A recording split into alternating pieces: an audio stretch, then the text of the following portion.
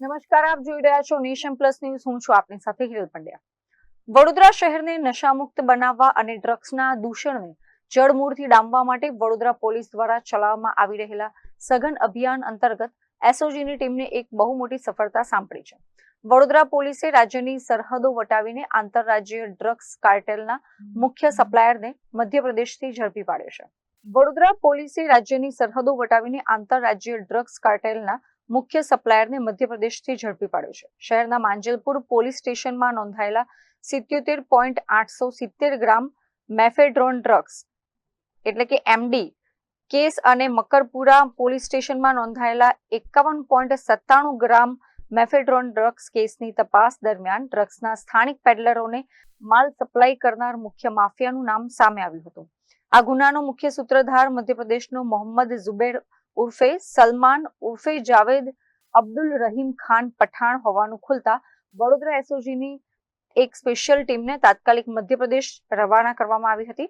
વડોદરા એસઓજીની ટીમે મધ્યપ્રદેશના મંદસૌર ખાતે ધામા નાખીને સ્થાનિક કનેક્શન મેળવ્યા હતા.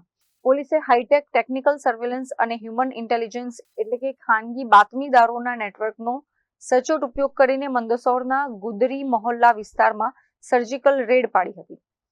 આ દરમિયાન પોલીસે લાંબા સમયથી વોન્ટેડ શાતીર આરોપી મોહમ્મદ ઝુબેરની ધરપકડ કરી હતી.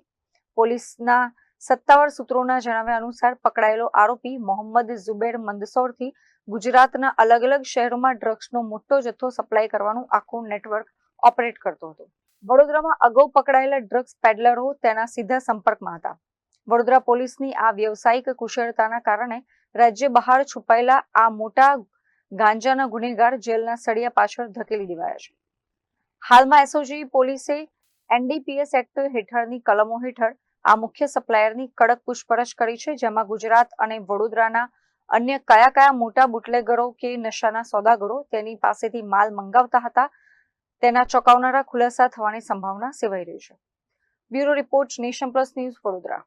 સમાચારોના સતત અપડેટ મેળવવા માટે અમારી નેશન પ્લસ ન્યૂઝની યુટ્યુબ ચેનલને સબસ્ક્રાઇબ કરો, બેલ આઇકન દબાવો અને જોડાયેલા રહો ફેસબુક, ઇન્સ્ટાગ્રામ અને ટ્વિટર પર.